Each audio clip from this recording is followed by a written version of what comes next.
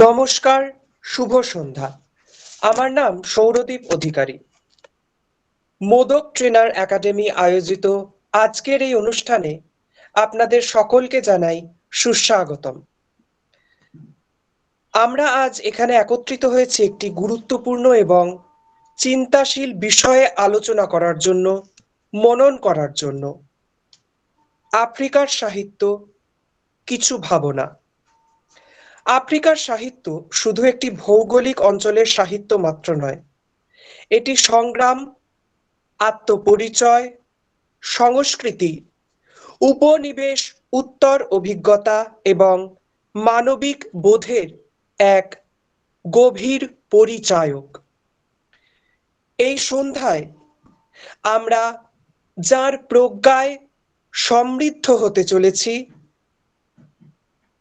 মাননীয়া অধ্যাপিকা ডক্টর স্বাতী ভট্টাচার্য মহাশয়া, কলকাতার government college of art and ক্রাফটের অ্যাসিস্ট্যান্ট প্রফেসর, যাদবপুর বিশ্ববিদ্যালয় থেকে তুলনামূলক সাহিত্য বিষয়ে স্নাতকোত্তর ও পিএইচডি সম্পন্ন করে তিনি দীর্ঘদিন ধরে ভারতীয় শিল্প, নন্দন তত্ত্ব এবং সাহিত্য নিয়ে অধ্যাপনা ও গবেষণার সঙ্গে নিযুক্ত রয়েছেন।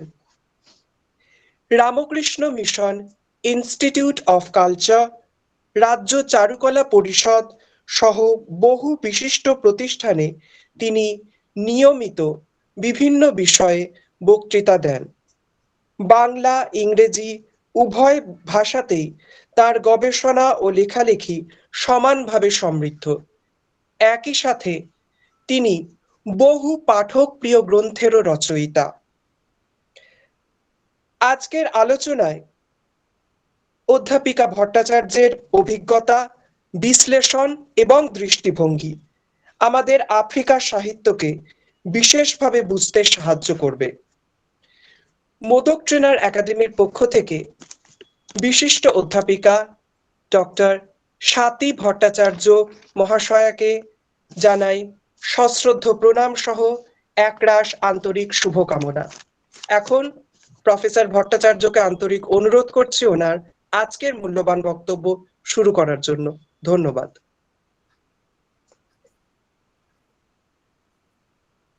নমস্কার,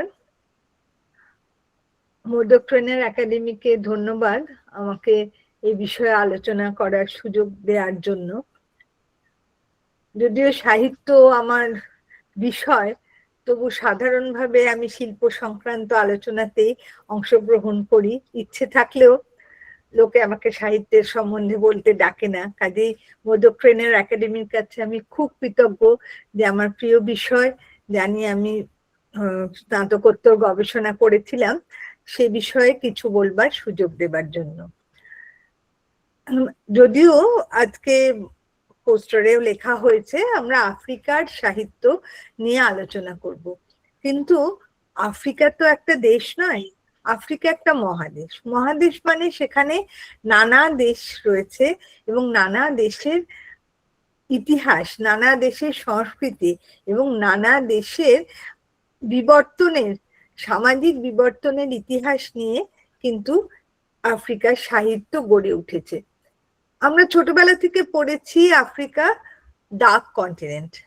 আমার এখনো মনে আছে যে ক্লাস 7 বা 8-এ আমাদের প্রশ্নটা খুব জরুরি প্রশ্ন ছিল, যে লিখতে হতো আফ্রিকাকে কেন ডার্ক কন্টিনেন্ট বলা হয়। তখন জানতাম না, কিন্তু যা লেখা ছিল ভূগোল বইয়ে তাই উগড়ে দিয়েছি। কিন্তু ডার্ক কন্টিনেন্ট নামটাও কিন্তু ইউরোপীয়দের দেয়া। আসলে আফ্রিকার এই যে এতগুলো দেশ আপনারা দেখতে পাচ্ছেন, আমি এই জন্য ম্যাপটা একটু দেখাবার কথা বলেছিলাম, যে আপনারা দেখতে পাচ্ছেন এখানে কতগুলো দেশ, কিন্তু আমরা তাদের একটাই আবরণের মধ্যে সীমাবদ্ধ করে দিই যে সেটা আফ্রিকা। হ্যাঁ, যেন আসলে একটা দেশ। এটা আপনারা বুঝতে পারছেন যে যেখানে এতগুলো দেশ এবং এতগুলো দেশের অবস্থান ভিন্ন, তাদের ভৌগোলিক অবস্থান ভিন্ন, তাদের সাংস্কৃতিক অবস্থান ভিন্ন, এবং তাদের প্রতিটির মধ্যে বহু ভাষাভাষী মানুষ বসবাস করেন। নানা উপজাতির নানা বিশ্বাস, নানা লোক সংস্কৃতি নিয়ে কিন্তু এই পুরো সাংস্কৃতিক মানচিত্রটা গড়ে উঠেছে। এটা গেল একটা দিক। অন্যদিকে রয়েছে অবমাননা এবং অবদমনের ইতিহাস। এই নয় যে কেবলমাত্র ইউরোপীয়রা প্রথম এখানে অধিগ্রহণ করলো বা উপনিবেশ স্থাপন করলো, তা কিন্তু নয়। এখন যখন আপনারা ম্যাপটা দেখতে পাচ্ছেন, তখন আপনারা কিন্তু অনেকেই জানেন যে উত্তর আফ্রিকার যে দেশগুলো, হ্যাঁ, সেগুলোতে যেরকম আলজেরিয়া অনেক দিন থেকে ফ্রান্সের কবলে ছিল, ইথিওপিয়া, মরক্কো, এই দেশগুলো কিন্তু আরাবিয়ান কান্ট্রি হিসেবেই আমাদের কাছে পরিচিত ছিল। হ্যাঁ, মরক্কোটা আপনারা দেখতে পাচ্ছেন, এখানে মরক্কো। হ্যাঁ, আচ্ছা, আবার মজার কথা হচ্ছে যে ইজিপশিয়ান সভ্যতা নিয়ে আমরা এত মোহিত, হ্যাঁ, সেই ইজিপ্টও কিন্তু আফ্রিকার মধ্যে। এবং যে ফিনিশীয় কার্থেজিনিয়ান সভ্যতার কথা আমরা ধরুন শেক্সপিয়ারের অ্যান্টনি এন্ড ক্লিওপেট্রা নাটকে পড়েছি, বা রোমান সাম্রাজ্যের অন্তর্ভুক্ত ছিল যে কার্থেজিনিয়ান অঞ্চল, সেখানে কথা কিন্তু আমরা জানি। আমরা তাদের সেই সমস্ত প্রাচীন সভ্যতার সম্বন্ধে আমরা জানি, আমরা গর্ববোধ করি, কিন্তু একই সঙ্গে আমরা বলি Africa is the dark continent. তার কারণ কি জানেন? যে যারা উপনিবেশ স্থাপন করে, সেই ঔপনিবেশিক শক্তিরা সবসময় চায় যে তারা যে শ্রেষ্ঠ, এই শ্রেষ্ঠত্বটা প্রমাণ করতে। কারণ আমি যদি নিজেকে শ্রেষ্ঠ না প্রমাণ করি, তাহলে অন্যের মানসিক বা মনোরাজ্যে আমার অধিকার স্থাপন করতে পারবো না। সে যে গান আছে না, হাত বাঁধিবি পা বাঁধিবি মন বাঁধিবি কেমনে, ঔপনিবেশিক শাসকেরা না এটা খুব ভালো বুঝে গেছিল যে হাত পা বেঁধে অত্যাচার করে তাদের উপর যতটা শক্তি প্রদর্শন করা যাবে বা তাদের উপর ক্ষমতা কায়েম করা যাবে, তার থেকে অনেক বেশি দীর্ঘস্থায়ী একটা শক্তির প্রকাশ ঘটবে যদি তাদের মানসিকভাবে পঙ্গু করে দেয়া হয়। আর ঠিক সেটাই কিন্তু ঔপনিবেশিকরা করেছিল। আমরা ইতিহাসে আরেকটা জিনিস পড়েছিলাম, সেটা হচ্ছে ডিভিশন অফ আফ্রিকা। জানো, আফ্রিকাতে কেক, সে কেকটাকে কারা কারা কোথায় কোথায় ভাগ করে নিচ্ছে, এবং সেই ভাগ করে নেওয়ার ফলে কি হলো, এই যে অ্যাঙ্গোলা চলে গেল পর্তুগিজদের কাছে, এখানে হয়ে গেল ইংরেজদের, আলজেরিয়া তো বললামই ফরাসিদের, এবং সাউথ আফ্রিকার গল্প মোটামুটি আপনারা সবাই জানেন যে এই অঞ্চলে মানুষদের কি পরিমাণ অত্যাচার সহ্য করতে হয়েছে।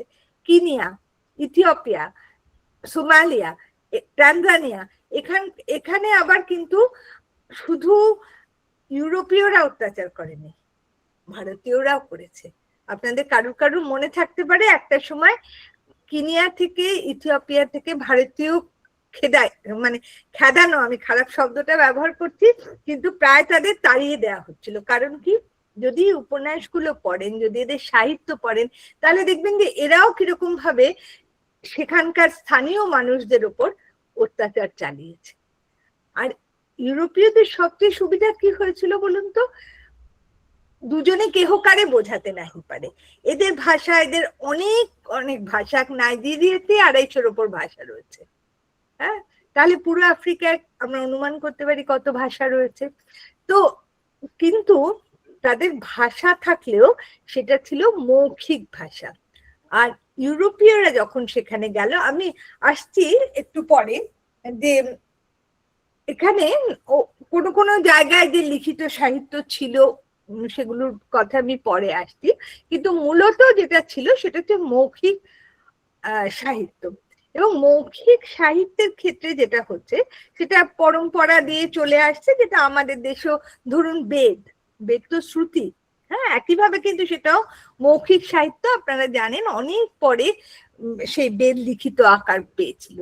এবার যেটা হচ্ছে যে আমরা প্রত্যেকে যদি নিজেদের জিজ্ঞেস করি, আমরা কিন্তু দেখবো যে লিখিত শব্দ বা ছাপা অক্ষরের ওপর আমাদের যেন একটু বেশি আস্থা রয়েছে। তো সেই ছাপা অক্ষরে ইউরোপীয়রা বলল এরা মূর্খ, এরা ঠিক মানুষ নয়, এরা অমানুষ।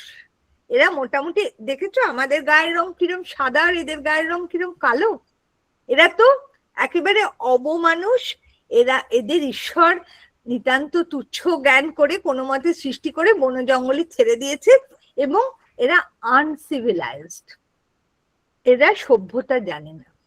কিন্তু আমরা যদি এই সমস্ত দেশের সংস্কৃতি বা মৌখিক যে সাহিত্য সেটা যদি আমরা দেখি, তাহলে কিন্তু আমরা বুঝবো যে এই বাইনারিটা সৃষ্টি করা হলো এটা বোঝাবার জন্যই যে আমাদের সভ্যতা অর্থাৎ সাদাদের সভ্যতাই একমাত্র সভ্যতা, সাদাদের ধর্মই একমাত্র ধর্ম, এবং তার ছাড়া যা কিছু সেটাই নিকৃষ্ট। বলা হলো কি এরা ইললজিক্যাল, বলা হলো এরা ইলিটারেট, হ্যাঁ, যেন ওই যে, এবং এরা অসভ্য কারণ এদের কোনো লিখিত আইন কানুন নেই। তাহলে কি এতদিন এদের সংসার চলছিল না, এদের জীবনযাত্রা চলছিল না? চলছিল, এবং খুব ভালোভাবেই চলছিল, যেরকম ভাবে 8-10টা ইউরোপীয় দেশের সভ্যতা চলছিল। শুধু কি এরা কিভাবে লিখলো, এই যে লেখাগুলো খুব সাধারণ বই, আপনারা সবাই ছোটবেলায় পড়েছেন একটা বই কিং সলোমনস মাইন্স, আমরা সবাই পড়েছি, হ্যাঁ, কিন্তু সেই কিং সলোমন মাইন্স এর যে আরেকটা টেক্সট, তার মধ্যে যে মেটা টেক্সটটা তৈরি হচ্ছে, সেখানে কিন্তু দেখা যাচ্ছে যে এরা কত নিকৃষ্ট। একটা বই আপনারা যে নাটকটির সঙ্গে আমরা সবাই পরিচিত, টেম্পেস্ট, হ্যাঁ, শেক্সপিয়ারের লেখা টেম্পেস্ট, সেখানে ক্যালিবান চরিত্রটা আনা হলো। ক্যালিবান কিরকম? ক্যালিবান দাস। ক্যালিবান কিরকম? ক্যালিবান ঠিক পুরো মানুষ নয়, এবং ক্যালিবানের কোনো ধী শক্তি নেই, এবং সেটা ওই যেটা আমি বলছিলাম অবমানুষ। এই যে আস্তে আস্তে এই এরকম আরো অসংখ্য বই আছে, এবং তার মধ্যে দিয়ে কিন্তু এটা ছড়িয়ে দেওয়া হলো।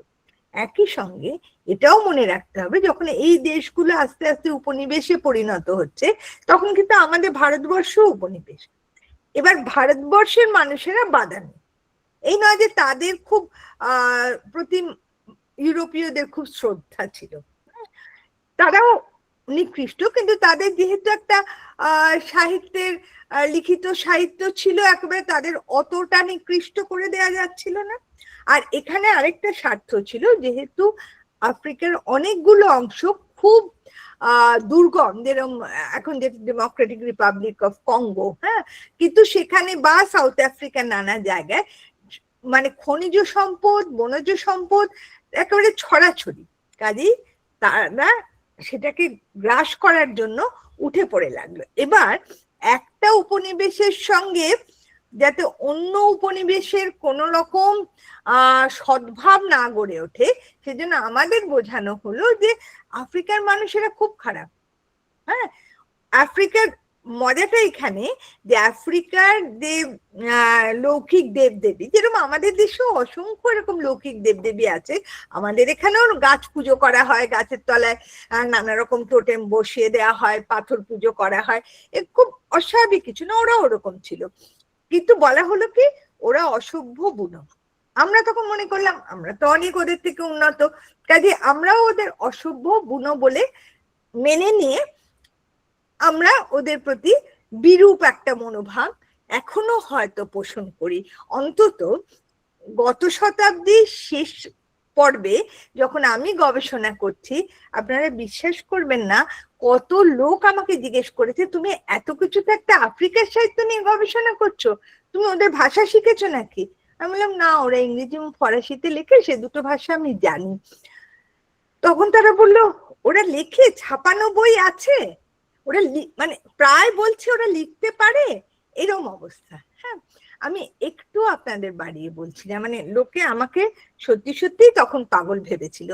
আর এখন যেটা হচ্ছে সেটা হচ্ছে যে এখন ইংরেজি যে সিলেবাস, তার মধ্যে একটা দুটো আফ্রিকান বই ঢুকিয়ে দেওয়া হচ্ছে, যেরকম ইন্ডিয়ান রাইটিং ইন ইংলিশ থাকে, সেরকমই আফ্রিকান রাইটিং ইন ইংলিশের মতো। হ্যাঁ, তো তবু মানুষের সঙ্গে একটু পরিচিতি হচ্ছে যে ওরা লিখতে পারে। এবার যেখানে যাচ্ছিলাম, যেরকম ধরুন আমাদের দেবদেবী, তারা কিন্তু ওদের কাছে মনস্টার। তারা অনেক অনেক জায়গায় অনেক লেখায় রয়েছে যে মনস্টার তারা। এবং মানে যে জন্য পার্থ মিত্রের খুব নামকরা শিল্প ঐতিহাসিক, তার একটা বই আছে, মাচ ম্যালাইন্ড মনস্টার্স। ঠিক সেরকম ভাবেই ওই তকমা যদি একটা লাগিয়ে দেওয়া হয়, মানুষ কিন্তু খুব তকমা লাগানো জিনিস ভালোবাসে, তো সেই তকমা লাগিয়ে দেওয়া হলো। আপনারা একটা বইয়ের নাম শুনেছেন, জোসেফ কনরাডের দ্য হার্ট অফ ডার্কনেস, খুব নাম করেছিল বইটা। তো সেখানে যখন পড়ানো হয়, সাধারণভাবে হার্ট অফ ডার্কনেস যখন পড়ানো হয়, তখন বলা হতো, মানে আমরাও যখন পড়েছিলাম তখন বলা হতো যে এখানে এটা খুব ইটস ক্রিটিকিং দ্য ইম্পিরিয়ালিস্টিক রুল। কিন্তু আমরা যদি আবার ওর মধ্যে দিয়ে পড়তে থাকি, তাহলে আমরা কিন্তু বুঝতে পারবো যে সেখানে ছত্রে ছত্রে এই একটা ছোট করে দেওয়ার প্রবণতা রয়েছে। তার কারণ কি, ঔপনিবেশিক শাসকেরা তারা কোনোদিনই এদের সব উপনিবেশী মানুষগুলোকে জানতে চায়নি, তাদের কাছ থেকে লুটপাট করে নিয়ে তাদের ওপর নিজেদের কায়েমি স্বার্থটাকে জারি করে দিয়েছিল। আপনারা শুনলে অবাক হবেন, কিন্তু একদম এটা ঐতিহাসিক তথ্য, যে নাইজেরিয়ার কোনো কোনো জায়গায় তারা একটা হয়তো খুঁটি পুঁতে দিল, হ্যাঁ, দিয়ে বলে জায়গাটা আমার। এবার তারা তো ওদের ভাষা বুঝতে পারছে না, কাজে একদিন তারা দেখলো যে তাদের জমি বেদখল হয়ে গেছে। তারপরে সেখানে একটা চার্চ তৈরি হয়ে গেল, এবং ওখানকার লোকেরা মানে সাদা চামড়ার লোকেরা, তারা দেখলো যে এতগুলো ভাষা, একটা জায়গায় ইউরোবা, একটা জায়গায় ইবো, একটা জায়গায় ইগবো, কি কি বলছে, এত ভাষা আমাদের শেখার দরকার নেই, আমরা সরি এদের এতগুলো লোককে আমাদের ইংরেজি শেখাবার দরকার নেই, আমরা এদের ভাষাতেই আমাদের বাইবেল টাইবেল গসপেল এগুলো অনুবাদ করে দিই। কাজেই সেই দিক দিয়ে দেখতে গেলে আফ্রিকার প্রথম লিখিত সাহিত্য আধুনিক যুগে কিন্তু বাইবেলের অনুবাদ। এবং আস্তে আস্তে কি করা হলো, তাদের যা শিকড় থেকে বিচ্ছিন্ন করা হচ্ছে, কিভাবে তাদের হয়তো হীরের বদলে পুঁতি দেয়া হচ্ছে। হ্যাঁ, বেসি হেড বলে একজন সাউথ আফ্রিকান লেখিকা আছেন, তার অটোবায়োগ্রাফি মধ্যে এরকম আছে যে হিরে, সাউথ আফ্রিকার হিরে, সেটা নেয়ার জন্য তাদের কিছু পুঁথি দেয়া হলো। তারা তো জানে না, তারা পুঁথি কোনোদিন দেখেনি, তারা ভাবলো নিশ্চয়ই তাদের কোনো মহামূল্য জিনিস দিয়ে দেয়া হচ্ছে। গল্পগুলো প্রায় প্রত্যেক উপনিবেশে প্যারালালি চলে, এবং তাদের ওই যে বললাম মানসিক ভাবে তাদের একটা ন্যূন প্রমাণ করার জন্য তাদের বলা হলো তোমাদের সংস্কৃতি নেই, তোমাদের আইন নেই, তোমাদের আদালত নেই, তোমাদের কিচ্ছু নেই। এবং যেটা সবচেয়ে বিখ্যাত বই, সবাই আফ্রিকার সাহিত্য বললে যে বইটার কথা প্রথমেই ভাবে, সেটা চিনুয়া আচিবির লেখা থিংস ফল অ্যাপার্ট। খুব মজার কথা যে থিংস ফল অ্যাপার্টটাও কিন্তু ইংরেজ কবিতার লাইন নিয়ে লেখা, কারণ আচিবিকে প্রায় ধরা হয় আফ্রিকার সাহিত্যের জনক হিসেবে। কেন? কারণ আচিবি প্রথম এমন কিছু কথা বলেছিলেন যেটা কিন্তু খুব উদ্বোধিত করেছিল নানা জায়গার সাহিত্যিকদের বা লেখকদের। তো যেটা আমার বলার কথা, সেখানে আচিবির কথা আমরা নিশ্চয়ই পরে আসবো, কারণ আচিবিকে বাদ দিয়ে আফ্রিকার সাহিত্য সম্বন্ধে কিচ্ছু বলা যায় না। তো আচিব যখন ওরা বলছে যে এরকম তোমাদের কিছু নেই, তখন আচিব তখনই কিন্তু প্যারালালি আমরা আবার দেখছি পিকাসোর মতো বড় শিল্পীরা, তারা কিন্তু আফ্রিকান মাস্ক থেকে দেখে তারা অনুপ্রাণিত হয়ে তারা কাজ করছেন। হ্যাঁ, তো তখন বলছে আচিবি খুব ঠাট্টা করে বলছেন যে তো আমাদের তো কিছুই নেই, কিন্তু যখন তোমরা বনে জঙ্গলে ঘুরে বেড়াচ্ছিলে, তখনও কিন্তু আমাদের এখানে এত অসাধারণ মাস্ক তৈরি হচ্ছিল, বা এত বড় একটা দর্শনের কথা, জীবন দর্শন আমরা প্রকৃতির থেকে শিখেছিলাম, সেটা কিন্তু তোমাদের কল্পনাতেও নেই। তো কাজেই তারা যেটা ঠিক করলেন যে এম্পায়ার শুড রাইট ব্যাক। এবার তারা তাদের এই যে ইংরেজিতেই তারা লিখছে, যে ইংরেজি ভাষায় সাহিত্য লিখে বা ফরাসি ভাষায় সাহিত্য লিখে তাদের ইমেজটা একটা বিকৃত ইমেজ তৈরি করে সারা পৃথিবীতে ছড়িয়ে দেওয়া হচ্ছে। তারা এখন এই লেখকরা যখন সত্যি সত্যি লিখতে বসলেন, তারা একটা কথা আছে না, they will be paid in their own coins, তারা ভাবলেন এই ইংরেজি দিয়েই কিন্তু আমরা সারা পৃথিবীর লোকের কাছে আমাদের যে অস্তিত্ব, আমাদের যে শিকড়, আমাদের যে সংস্কৃতি, সেটাকে আমরা তুলে ধরবো। যে ফলসিফিকেশন, যে মিথ্যা গল্প সারা পৃথিবীতে রটিয়ে দেওয়া হয়েছে, আমরা লিখে তার বিরোধিতা করব। এবার প্রথম জেনারেশন অফ রাইটার্স, তারা তো ইংরেজি শিখছেন, কাজেই তারা ইংরেজিতে শিখে ইংরেজিতেই লিখলেন। কেন তারা ইংরেজিতে লিখলেন, এই কথাটা আমি যে প্রথমেই বললাম যে এই প্রশ্নটা অনেকেই করেছেন আমাকে, যে কিসে তুমি কি করে পড়ছো, ইংরেজিতে পড়ছি। এবং তখন যেটা আমার মনে হয়েছিল, এটা একটু আপনাদের সঙ্গে ভাগ করে নিচ্ছি, যে আমার মনে হয়েছিল যে এরা পৃথিবীর লোককে নিজেদের অবস্থান বোঝাবার জন্য ইংরেজিতে লিখছেন। এবার আমি আরেকটি ঔপনিবেশিক দেশের পোস্ট কলোনিয়াল যে দেশ, সেই দেশের পাঠক হিসাবে আমি কিভাবে তাদের অভিজ্ঞতাটা দেখছি। হ্যাঁ, তারা আমার কাছে পৌঁছতে চাইছেন, তারা কি পৌঁছতে পারছেন?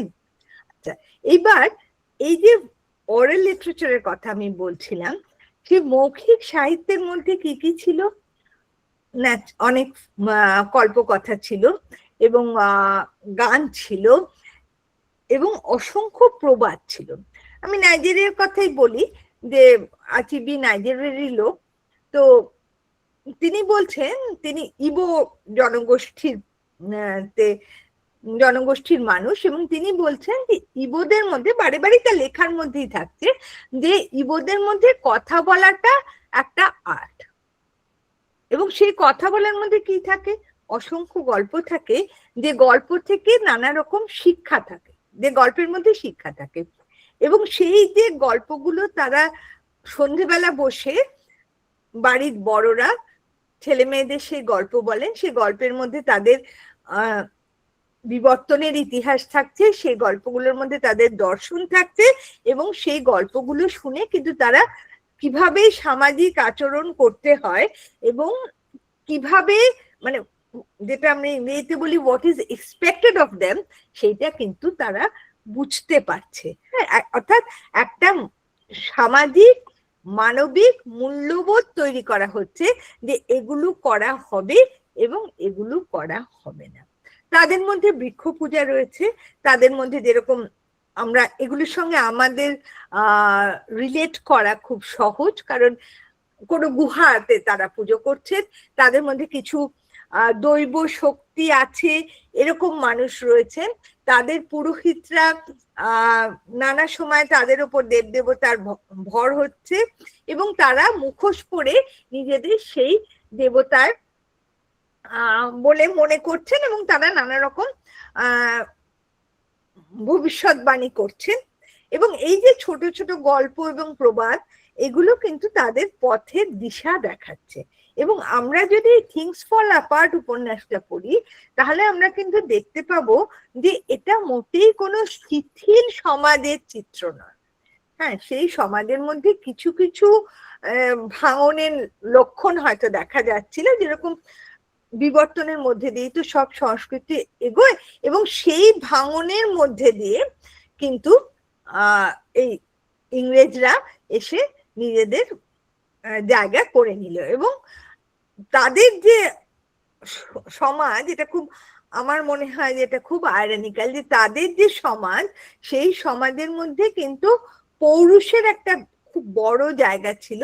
সেই সমাজটাকে, সেই সমাজের যে মুখপাত্র আমরা বলবো ওকনকু, তিনি কিন্তু সারা জীবনে পৌরুষটা জারি করার জন্য তিনি প্রায় শেষ পর্যন্ত লড়ে গেলেন বলা যায়।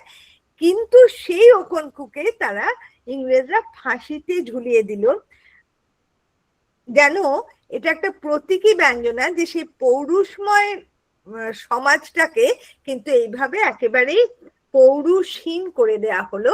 অর্থাৎ যাদের নিজস্ব সমস্ত কিছু ছিল সেটাকে একদম না করে দিয়ে, নেগেট করে দিয়ে, তাদের প্রায় একটা ক্লিবে পরিণত করা হলো। ক্লিব কথাটা আমি এই জন্য বলছি যে তাদের অনেক দিন সময় গেল যে তাদের পরবর্তী মানে প্রায় স্বাধীনতার পরে, থিংস ফল অ্যাপার্ট 1958 এ বার হচ্ছে, মানে স্বাধীনতার পরে কিন্তু তারা বুঝতে পারলেন যে তাদের কোথা দিয়ে নিজেদের আত্মপ্রতিষ্ঠা করতে হবে, এবং তখন কিন্তু তারা তাদের সাহিত্যের মধ্যে ফিরে গেলেন সেই স্ট্রাকচারের কাছে, সেই ফোক স্ট্রাকচার, সেই প্রবাদ। ওদের যে স্টাইলটা সেটা কিন্তু ভীষণভাবে নিজেদের মাটির সঙ্গে সম্পৃক্ত। সেখানে যে চরিত্রগুলো তারা কিন্তু ওইভাবেই কথা বলে, নানা গল্পের মধ্যে দিয়ে এবং নানা প্রবাদের সাহায্যে। এই যে কথা বলা, এই যে গল্পগুলোকে ব্যবহার করছেন, এবং মজার কথা, থিংস ফল অ্যাপার্টে আমি একটা গল্পের কথা, মানে ফোক লোককথার কথা বলি, যে সেখানে বলছেন যে কোনো কোনো সময় চিলদেরও সতর্ক হতে হয় যে কোন মুরগির বাচ্চাটাকে তারা নেবে। হ্যাঁ, এরকম একটা গল্প। এবার এই গল্পটা দুটো কনটেক্সটে ব্যবহার করা হয়েছে। হ্যাঁ, যে কখনো প্রতিরোধহীন ক্ষেত্র হতে পারে এবং কখনো প্রতিরোধ আসতে পারে, অর্থাৎ খুব অপ্রত্যাশিত জায়গা থেকে একটা প্রতিরোধ আসতে পারে। এই যে গল্পটা প্রথমে বলা হচ্ছে, প্রথমে একজন বয়স্ক লোক বলছেন, তিনি মনে করিয়ে দিচ্ছেন এই গল্পের কথা, আর অন্য জায়গায় বলা হচ্ছে যে একদল ছোট ছোট ছেলে মেয়েকে এই একই গল্প বলা হচ্ছে, সেখানে কিন্তু অনেক বেশি ইমেজারিজ রয়েছে যাতে তারা এটা বুঝতে পারে। এবার এই যে শুধু তাদের এই যে মানসিকভাবে তাদের, আমি বললাম ক্লিপ কথাটা বললাম, করে দেয়া, তার জন্য প্রথমেই তাদের ধর্মে আঘাত করা হলো, এবং সবসময় তো থাকে যে সমাজের কিছু প্রান্তিক মানুষ যাদের কোনো প্রত্যাশাই প্রায় সমাজ পূর্ণ করে, যেরকম ওদের একটা নিয়ম ছিল যে কারোর যদি যমজ বাচ্চা হয় তাহলে তাকে ফেলে দিয়ে আসতে হবে। এবার সেই মা, স্বাভাবিক কথা, তার একটা মনে ক্ষোভ থাকছে, কিন্তু সে সমাজের বাইরে যেতে পারছে না। এরকমই আমি বললাম সেই সমাজে খুব পৌরুষের গর্ব ছিল, কাজে সেখানে একটি ছেলে, সে খানিকটা শিল্পীর মতো, সে গান গাইতে ভালোবাসে, বাজাতে ভালোবাসে, তার এসব লড়াই ঝগড়া মোটেই ভালো লাগে না। এবার সে কি করলো, সে তাহলে যে খ্রিস্টানরা বললো যে হ্যাঁ এখানে এসো, যিশু তোমাকে রক্ষা করবেন, তোমার আর এদের মতো কিছু করতে হবে না, সে তখন খ্রিস্টান হয়ে গেল। এবার এই যে সে খ্রিস্টান হয়ে যাচ্ছে, সে প্রথমেই কি করছে, তার নামটা হারিয়ে গেল। ওখানেও কিন্তু আমাদের যেরকম প্রত্যেকটা নামের একটা তাৎপর্য আছে, অন্তত আগে কনটেক্সট কিছু থাকছে, আগে অন্তত আমাদের ছোটবেলা পর্যন্ত থাকতো, সেরকম ওদের নামের কিন্তু ওরকম কনটেক্সট আছে।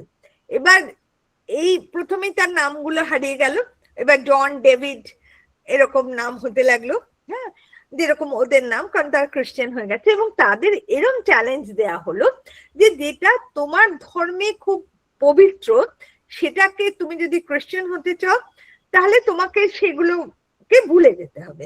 এবং এটা করতে গেলে এরা যারা নতুন খ্রিস্টান হয়েছে, তারা এই নতুন ধর্মের প্রতি তাদের আনুগত্য বোঝাতে গিয়ে এরকম সব কাজ করছে যেটা তাদের প্রাকৃতিক ধর্মের বিরোধী। যেরকম এই যে নই বলে যে ছেলেটির কথা বলা হচ্ছে, যে খ্রিস্টান হয়ে গেল, সে কিন্তু প্রথমে একটা সাপ মেরে ফেলছে, কারণ ওদের ধর্মে, আমাদের এটা আমরা খুব, মানে আমি অন্তত খুব রিলেট করতে পারি যে বাস্তু সাপের একটা কনসেপ্ট, সেটাকে আমরা কখনো চেষ্টা করব যে না মারতে, তাড়িয়ে দিতে। হ্যাঁ, গ্রামের দিকে এরকম বিশ্বাস তো রয়েছে। তো সেই সাপটাকে মারছে প্রমাণ করার জন্য যে সে কত ভালো খ্রিস্টান। এবার এটা কি, এটা তো প্রতীকী, যে কিভাবে শিকড় থেকে তারা উৎপাটিত হয়ে যাচ্ছে।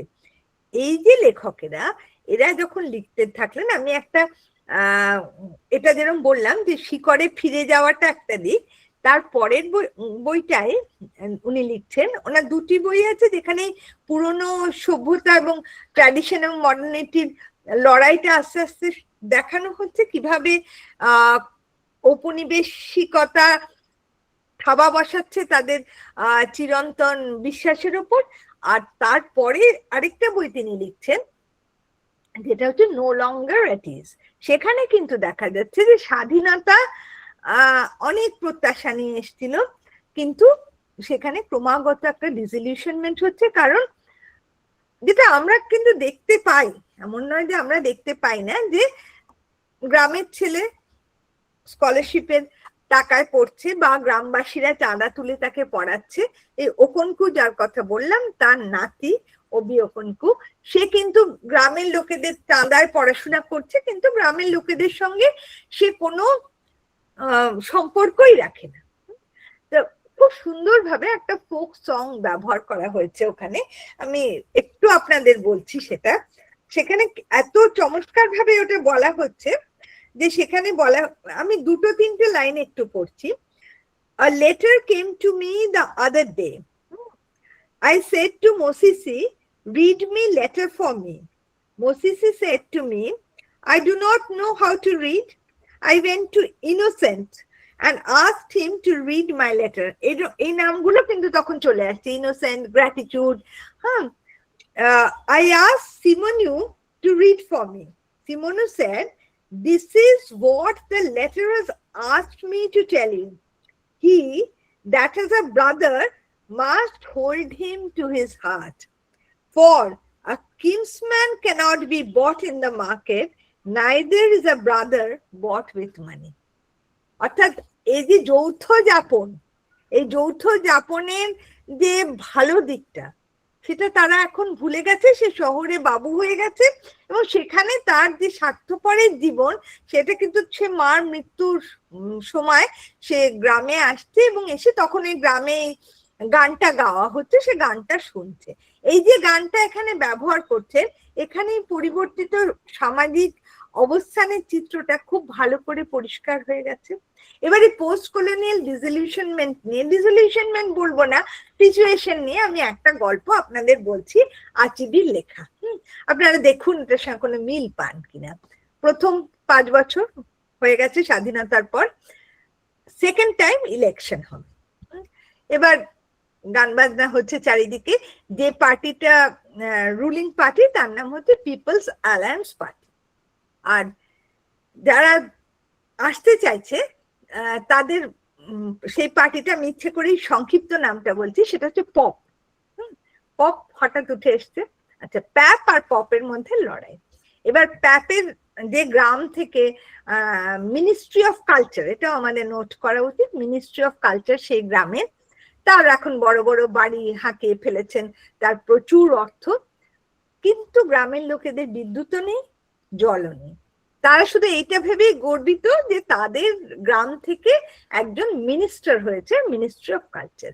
তো মিনিস্টার তো আর বোকা নন, তিনি ভোটের আগে চলে এসছেন এবং ভোটদাতাদের কিনবার জন্য তিনি 2 শিলিং করে বরাদ্দ করেছেন। তো যে ছেলেটি সেই মানে টাকা ছড়াচ্ছে, সে ছেলে, তাকে অনেক টাকা দেওয়া হচ্ছে। শিলিংটা আপনারা বুঝতেই পারছেন পাউন্ডের থেকে অনেক কম। এবার তার নাম হচ্ছে রুফুস। তো রুফুস সবাইকে টাকা দিচ্ছে, তো এই মাতব্বরদের ডেকে 2 শিলিং করে তাদের সামনে রেখেছে, তারা ছুটছে না। তারা বলছে আমরা ভোট দেব, আবার আমরা 2 শিলিং এ হবে না, দরাদরি হয়ে সেটা 4 শিলিং এ দাঁড়াচ্ছে। ও তো এর মধ্যে অনেক নিজের জন্য অনেক কাজ গুছিয়ে নিয়েছে, জমি জমা, টাকার ভাগ, সেসব তো বলার দরকারই নেই। তো ইতিমধ্যে এইসব 4 শিলিং করে দিয়েও যখন বাড়ি ফিরেছে, তখন দেখছে পপ পার্টির যে একজন মাতব্বর তার বাড়িতে অপেক্ষা করছে। সে সোজাসুজি তার হাতে 5 পাউন্ড দিয়ে দিয়েছে। 5 পাউন্ড! হ্যাঁ, রুফুস তো মোহিত। তারপরেই দেখছে তার সঙ্গের যে লোক, সে একটা ঘট জাতীয় জিনিস, যেটা লাল কাপড়ে ঢাকা ছিল, সেটা বার করছে। সেটা হচ্ছে ওদের দেবতা IYE, তার আর কি প্রতীক। তো বলছে তুমি এখানে করো, এখানে হাত রেখে প্রতিজ্ঞা করো যে তুমি আমাদের প্রতিনিধিকে ভোট দেবে। তখন ও বলছে আমি সেটা কি করে সম্ভব, কারণ আমি তো ওর হয়ে কাজ করছি, তোমরা তো সবাই জানো। বলছে না, ঠিক আছে 5 পাউন্ড ফেরত দাও। 5 পাউন্ড রুফুজের পক্ষে ফেরত দেওয়া সম্ভব না। তো ও প্রতিজ্ঞা করেছে যে আমি ভোট। এবার তো ভোটের দিন এসে গেছে, গান বাজনা চলছে, আমরা জিতবো আমরা জিতবো ইত্যাদি গান, এবং তার সঙ্গে ফোক সং চলছে, এবং অশিক্ষিত লোকেরা তাদের কি করে ব্যালট বক্সে ভোট দিতে হয় সেসব বুঝিয়ে যাচ্ছে রুফুস। কিন্তু মনে মনে তো তার ভীষণ অন্তর্বেদনা হচ্ছে যে সে টাকা নিয়েছে, এবার সে কি করবে। যাই হোক, তারপরে ও ভোট দিতে গেছে, ঢুকেছে। ওর হচ্ছে যে রুলিং পার্টির প্রতীক হচ্ছে একটা গাড়ি, আর সেই গাড়িতে বসে আছেন মন্ত্রী মশাই। তো মন্ত্রী মশাই সবাইকেই বলেছে ওই যে গাড়ি দেখছো ওই গাড়ির ওপর কিন্তু ছাপ মারবে। হ্যাঁ, অনেকটা মিল পাওয়া যাচ্ছে না? তো তারপরে তো সে ঢুকেছে, ঢুকে তো খুব ধর্ম সংকটে পড়ে গেছে, টাকা নিয়েছে কি করবে, আর দেবতার ঘর ছুঁয়ে সে প্রতিজ্ঞা করেছে। কিছুক্ষণ পর তার একটা ফ্ল্যাশ আর কি হলো মাথায়, যে কি সে করতে পারে।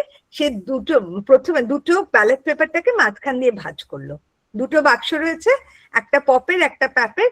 সে প্রথমে পপের বাক্সে দিল, দিয়ে বলল আই আই দেবতাকে উদ্দেশ্য করে বললো আমি কিন্তু কথা রেখেছি, আমি ওকে ভোট দিয়েছি। দিয়ে বাকিটা সে যাতে মন্ত্রীমশাইয়ের ব্যালটে দিল। হ্যাঁ, সে খুব খুশি মনে বেরিয়ে এলো যে সে কথাও রেখেছে, মন্ত্রীমশাইকেও বিট্রে করেনি।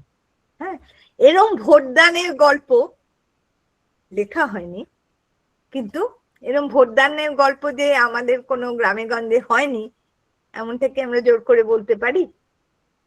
হ্যাঁ, তো এবার আমি চলে যাচ্ছি একটু আচ্ছা, তার আগে নাইজেরিয়ার তলায় যে দেশটা ঘানা, গোল্ড কোস্ট, একেবারে স্বর্ণখনি, সেখানে একজন লেখক এবং একজন লেখিকার কথা আমি একটু ছুঁয়ে যাব। হ্যাঁ, আমার 10:30 অব্দি বলার সময় তো। আচ্ছা, তো একজন হচ্ছেন আই কুই আর্মা। হ্যাঁ, তার বইয়ের নামটাই পোস্ট কলোনিয়াল ডিসলিউশনমেন্ট নিয়ে, দুটো বই। একটার নাম হচ্ছে ফ্র্যাগমেন্টস, আর একটার নাম হচ্ছে the beautiful ones are not yet born. এই দ্য বিউটিফুল ওয়ান্স, BEAUTY, অর্থাৎ বিউটি শব্দটা পুরো ব্যবহার করছেন। বিউটি কি একটা কনসেপ্ট। হ্যাঁ, সেই ভার্চুয়াল কনসেপ্টে বিউটিফুল, ভর্তি বিউটি, সেই দেশটারই আশা করা গেছিল স্বাধীনতার পর যে দেশটা আসবে। কিন্তু কি দেখা যাচ্ছে, রাস্তায় ঘাটে নোংরা, থুতু, বাসের মধ্যে একেবারে মানে খোলা ড্রেন, সেখানে মাছি ভন ভন করছে, এই ডিসক্রিপশন গুলো তিনি দিচ্ছেন। হ্যাঁ, বাসের জানলা দিয়ে লোকে থুতু ছুটছে, মানে নানা রকম রাস্তার ধারে বাথরুম করছে। হ্যাঁ, এই বিউটিফুল ওয়ার্ল্ডটা কিন্তু তারা ইনহেরিট করেছেন, যারা চলে গেছেন তারা রেখে গেছেন। এবার আমরা একজন তাত্ত্বিকের কথা বলি, তার নাম ফ্রান্স ফ্যানন। তার একটা বই আছে, ব্ল্যাক স্কিন হোয়াইট মাস্ক। এই যে কালোরা যখন গদিতে বসলো, তারা কিন্তু সেই সাদাদের মুখোশটাই পরে নিল। তারা কিন্তু আর দেশবাসীর প্রতি কোন রকম বেশি দায়িত্ব দেখাচ্ছে না। তারা দেশবাসীকে একইভাবে শোষণ করছে যেভাবে ঔপনিবেশিক শক্তিরা যে পথ তাদের দেখিয়ে গেছে, তারা কিন্তু সেই পথেই শোষণ করছে। ফলে একটা গোটাগুটি দেশ না পেয়ে যে দেশটা আমরা পাচ্ছি সেটা হচ্ছে ফ্র্যাগমেন্টস। আমি আইকুই আর্মার কথা এই জন্য বলছি যে তার প্রতিটা বইয়ের নামে, এরপরে তিনি কি শুরু করলেন, পেছনে যাওয়া, একেবারে ফ্রম দ্য বিগিনিং সেদিকে তিনি চলে যাচ্ছেন। এবং সেখানে একটা বইয়ের নাম হচ্ছে why are we so blessed, why are we so blessed. এবং সেখানে দেখানো হচ্ছে যে কি অসম্ভব অত্যাচার করা হচ্ছে দেশের লোকেদের ওপর। হ্যাঁ, মানে একটি লোককে গাছের সঙ্গে, ঠিক একই গল্প না, আমি সম্প্রতি আবার পড়লাম অন্য একটা বইতে, আমি সেটার কথায় আসছি, যে লোককে গাছের থেকে ফাঁসি দেয়া হয়েছে এবং তাকে ঝুলিয়ে রাখা হয়েছে। ওইখানেই পড়ে পড়ে যতদিন না সেই কাঠটা পুরনো হয়ে পড়ে গেল ততদিন সে ঝুলে রইল। হ্যাঁ, এবং এত নির্মম বর্ণনা, ঠিক মানে আমি এটা জানতাম না। একটা বই পড়ছিলাম, একজন নীলকর সাহেবের ডায়েরি, তো সেখানে তিনি ওটা দেখেননি, কিন্তু তিনি বলছেন যে একজনকে ডাকাত, মানে সে নাকি রবিনসন ক্রুসোর মতো ছিলেন, বাংলায় একদম বাঙালি। হ্যাঁ, তো তাকে এবং তার 7 জন সহকারীকে ওইভাবেই ঝুলিয়ে রাখা হয়েছিল যতদিন না সেটা ভেঙে পড়েছিল কাঠটা। হ্যাঁ, উনি সেই গল্পটা বলছেন, এবং তিনি কিন্তু সাহেব। তিনি তার মানে আগেকার সাহেবদের কুকীর্তির বর্ণনা তার ডায়েরিতে লিখে রেখেছেন। তো তাহলে ঠিক, কিন্তু ঔপনিবেশিকদের চালে কিন্তু খুব একটা তফাৎ নেই। আচ্ছা, এরপরে আরেকটা জিনিস হলো, সেটা কি আমি অনেক সময় বলি যে এই পোস্ট কলোনিয়াল কান্ট্রিজ গুলোতে সূর্য ওঠে পশ্চিমে। আমরা যদি একটা ফরেন স্কলারশিপ পাই, তার মতো আর কিছু নাই। তো এই যে আরেকজন মহিলা, তিনিও ঘানার, তার নাম হচ্ছে আমা আতা আইডু। আমা আতা আইডুর একটা বই রয়েছে, আওয়ার সিস্টার কিলজয়। তো আওয়ার সিস্টার কিলজয়, হ্যাঁ, এটার বাংলা করা হয়েছে, শিবাজী বন্দ্যোপাধ্যায় বাংলা করেছেন, আমার বোন আনন্দ ঘাতিনী, হ্যাঁ, আওয়ার সিস্টার কিলজয়। তো এই মেয়েটি, সে কিন্তু বিদেশি স্কলারশিপ পেয়ে যাচ্ছে, এবং সে এটা না অনেকের লেখার মধ্যে এই থিমটা ঘুরে ফিরে আসে, যে বিদেশে তারা যাচ্ছে যখন, তারা ভাবছে যে প্রায় তারাও হোমে যাচ্ছে, হ্যাঁ, কিন্তু গিয়ে দেখছে যে সেখানে তাদের দিকে কেউ তাকাচ্ছে না, তাদের ইন্টেলেক্টের কোনো দাম সেখানে নেই, তারা কিন্তু সেখানে ভীষণভাবেই একটা অবজ্ঞার পাত্র। সেখানে গিয়ে তার সঙ্গে অন্য ঘানাইয়ানদের দেখা হচ্ছে, একজন ট্যাক্সি চালায়, কিন্তু তার বাড়িতে তার মা তাকে ভাবেন যে সে বিরাট কাজ করছে, বিদেশে গিয়ে বিদেশি রোজগার করছে, এবং সে মা সমানে বলছেন বাড়ির অভাবের কথা। সে তো ওখানে কোনো মতে কায়িক ক্লেশে দিন গুজরান করছে, সে মাকে পাঠাবে কি? কিন্তু ওই যে বিদেশে গেছে, এবং সেখানে গিয়ে ও কিন্তু দেখছে মেয়েটি যে সেখানকার লোকেদেরও সমস্যা কিছু কম নেই, এবং সেখানকার অনেকটাই অর্থনৈতিক স্বাচ্ছন্দ্যের বা ইন্টেলেকচুয়াল ডেভেলপমেন্টের পেছনে কিন্তু কালো এবং বাদামি লোকেরা আছে। এই বইটা বিশেষভাবে আমার প্রিয়, কারণ এখানে কলকাতার কথা আছে। হ্যাঁ, ওখানে তিনি কলকাতার একজন ডাক্তারকে মিট করছেন, যে জার্মানিতে সেটেল করেছে। তো মেয়েটি বলছে যে তুমি কলকাতায় যাও না কেন, সেখানে কি ডাক্তারের অভাব নেই? বলছে হ্যাঁ আছে, কিন্তু এখানে আমি যা যা করতে পারি সেটা আমি ওখানে গিয়ে করতে পারবো না, আমি কেন ফিরে যাব ওখানে? তো বলছে তোমার দেশ যে তোমায় শিক্ষা দিল। না না, ঠিক আছে, এখানে তো আমি ভালো আছি, দেশের কথা আমার ভাবার সময় নেই। তো ওখানেও কিন্তু ওই অরাল স্টাইলটা খুব নেওয়া হয়েছে, সেখানেও গান রয়েছে, সেখানেও অনেক প্রবস রয়েছে, অনেক কবিতা রয়েছে, অদ্ভুত একটা বই। এবং এই মেয়েটি শেষ পর্যন্ত যখন ফিরে আসে, তখনও কিন্তু সে বাতিলের দলে পড়ে, তার কারণ সে কিছু নিয়ে আসতে পারেনি। হ্যাঁ, তার বাড়িতে তো তখনও ফ্রিজ নেই, সে যখন ফিরে আসছে সবাই বলছে কি এনেছো? ও একটা ফ্রিজও আনতে পারেনি, ও একটা কিছু অন্য কিছু এটা ওটা মানে নানা রকম গ্যাজেটের কথা তারা বলছে, সে আসেনি। কাজে সে ওদিকে গিয়ে সে নিজে হতাশ হলো, এখানে এসেও সে কারোর প্রত্যাশা পূরণ করতে পারলো না, এবং সে ফিরে এসে দেখছে এই কয়েকদিনের মধ্যে, কিন্তু এই 2-1 বছরের মধ্যে তার সমাজটা অনেক পাল্টে গেছে। সেখানে লোকে আর কোঁকড়া চুলের সন্তুষ্ট থাকছে না, তারা এখন চুল স্ট্রেট করছে, তারা যাদের চুল স্ট্রেট করা যাচ্ছে না তারা উইগ পরছে, হ্যাঁ, যাতে, এবং নানা রকম চামড়া ফর্সা করার ক্রিমের বিরাট বাজার দর বেড়ে গেছে। হ্যাঁ, তা আমা আতা আইডুর আরেকটা গল্প খুব ছোট্ট করে বলছি, গল্পটার নাম হচ্ছে ফর হুম নাথিং চেঞ্জেস। তো একটা ডাক বাংলো, স্বাধীনতা পাওয়া গেছে, এবার একজন ঘানাইয়ান ভদ্রলোক, তিনি বড় অফিসার হয়েছেন, তিনি গেছেন একটা ডাক বাংলোয়। তো সেখানকার লোকেরা, মানে যারা কর্মচারী, তারাও তো ঘানাইয়ান, কিন্তু তারা তো সাহেবদের দেখে দেখে অভ্যস্ত, তারা সাহেবদের মতো করে তাকে ট্রিট করছে। সে লোকটি বলছে আমি এসব খাবার খেতে চাই না, আমাকে দেশীয় খাবার দাও। তখন বলছে দেশীয় খাবারটা আমি রান্না করতে যাই না। বলছে সে কি? বলছে না, দেশীয় খাবারটা আমার বউ রান্না করে, আমি কন্টিনেন্টাল খাবার রান্না করি। হ্যাঁ, তখন সে বউয়ের কাছ থেকে এনে দেয়া হচ্ছে। তো জানা যাচ্ছে যে স্বাধীনতার পরেও, বলছে কি তোমার, নানা কথাবার্তা হচ্ছে, সেগুলো ডিটেলে আমি যাচ্ছি না। বলছে তা কি তোমার মানে জীবনে কি চাইবার আছে? বলছে একটা বাথরুম, কারণ আমাদের কোনো বাথরুম নেই। তো তাহলে যখন তারা অসভ্য ছিল তখন তো তারা বনে জঙ্গলে যেত, সাহেবরা তো কোট আনকোট তাদের সভ্য করছিল, কিন্তু কই, স্বাধীনতার পরেও তাদের সামান্য কামনা একটা বাথরুম। হ্যাঁ, আচ্ছা, এবার আমি একটু পূর্বে চলে যাই, সেটা হচ্ছে কিনিয়ার স্বাধীনতা আন্দোলনটা আমি না খুব বড় করে বলছি, মানে প্রায় আফ্রিকার বাউন্ডারি আঁকার মতো করে আফ্রিকার সাহিত্যের একটা আউটলাইন দেওয়ার চেষ্টা করছি।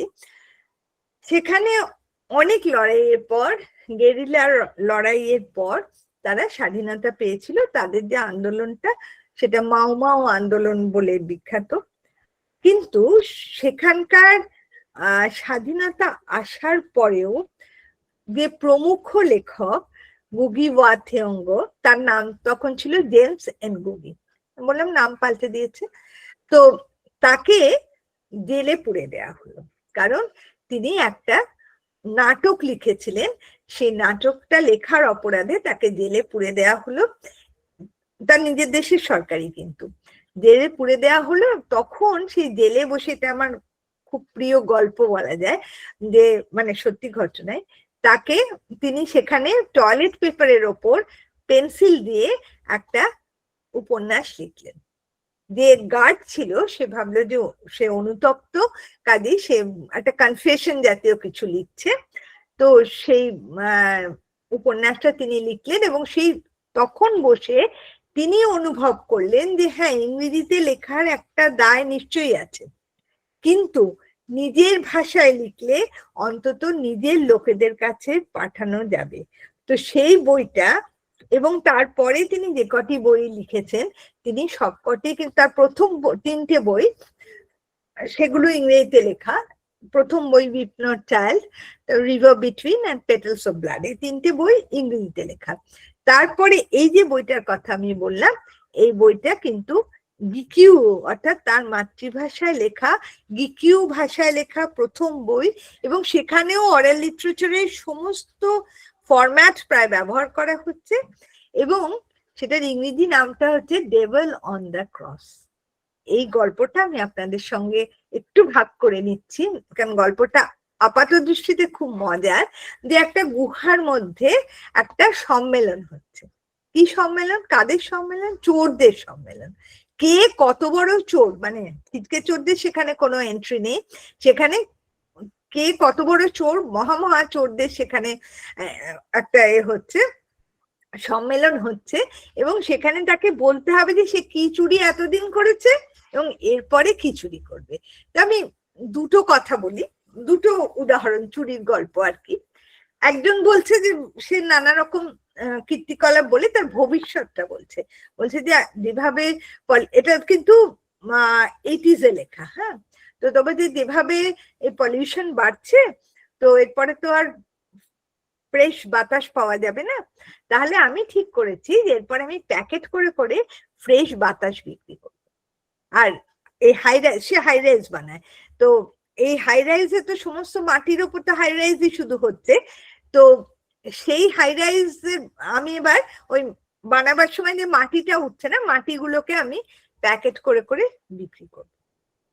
তো এটা, এই বইটা আমি পিএইচডি করার সময় পড়েছিলাম, তখন প্রায় লেখা হওয়ার সমকালে।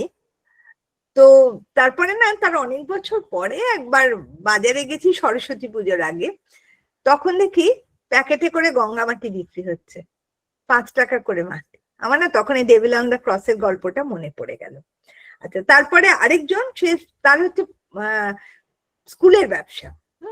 তো সে বলছে যে আমি কি করেছি, আমি একজন ডেফ অ্যান্ড ডাম সাদা মহিলাকে রিসেপশনে বসিয়ে রেখেছি, আর কতগুলো কিনেছি, মানে পুতুল কিনেছি সাদা, ছোট ছোট বাচ্চা যারা সাইকেলে চড়ে ঘুরবে, দম দিলেই আর কি সাইকেলে চড়ে সাদা বাচ্চা ঘুরবে, আর মাদের কাউকে বা গার্জেনদের কাউকে কিন্তু ভেতরে ঢুকতে দেয়া হবে না।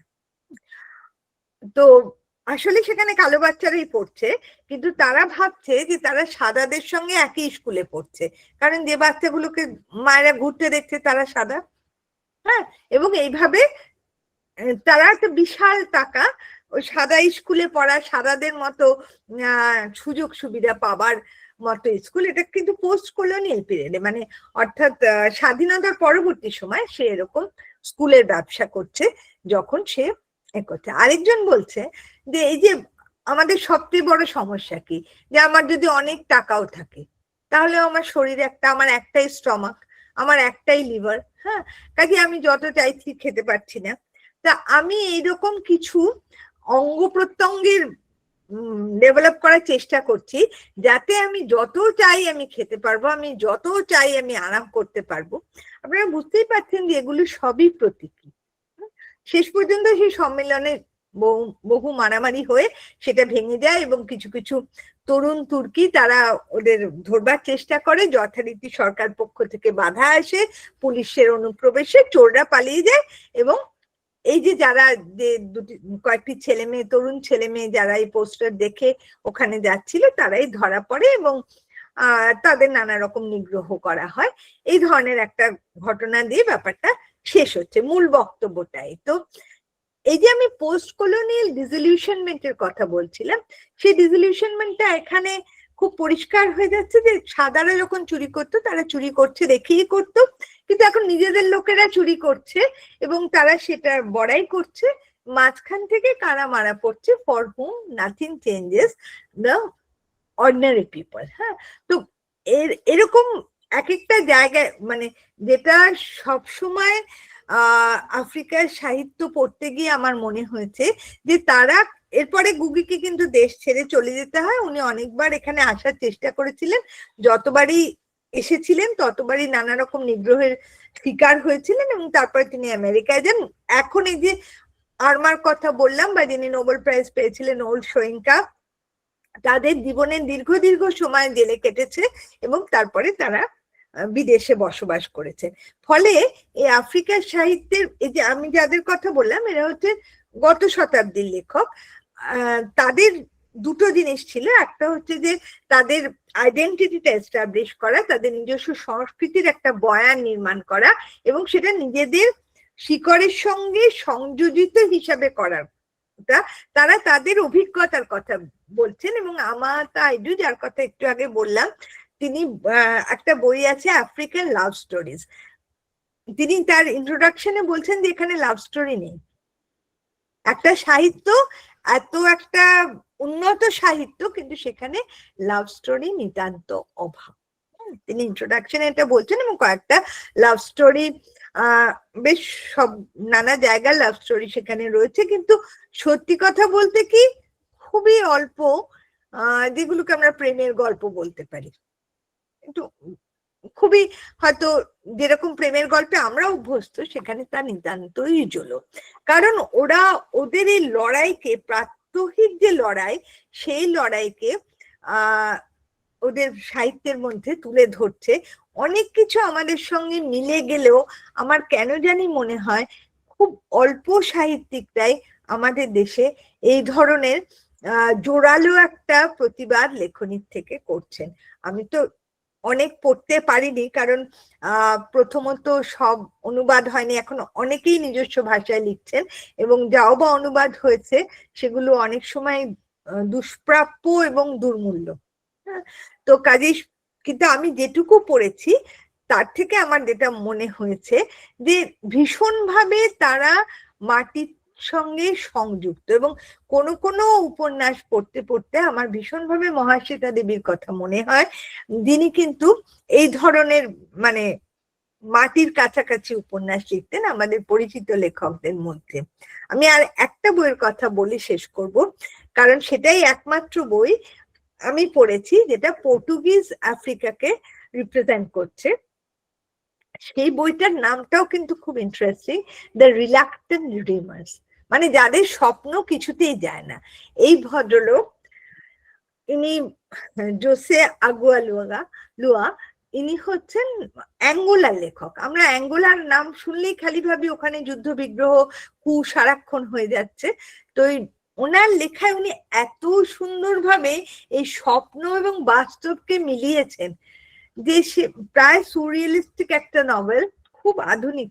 এটা অল্প কয়েক বছর আগে অনুদিত হয়েছে এবং সেখানে এই অ্যাঙ্গোলার যে পলিটিক্যাল কন্ডিশন, স্বাধীনতা উত্তর যে কু এবং যে ডিক্টেটরশিপ যেটা চলছে, এবং তা হলেও যে কিছু লোক স্বপ্ন দেখে যাচ্ছে এবং সেই স্বপ্ন যে তারা সফল করতে বদ্ধপরিকর, সেটা কিন্তু বড় সুন্দরভাবে দেখানো হয়েছে। আমি এই জন্যই বলছি যে আমি ফরাসি উপন্যাস পড়েছি ইংরেজি অনুবাদে বা কিছু ফরাসিতেও, আর ইংরেজি তো পড়েইছি, পর্তুগিজটাই প্রথম পড়েছি এবং দেখলাম যে একই রকম প্রতিবাদের সুর হয়তো একটু অন্যভাবে সেখানেও বাজছে।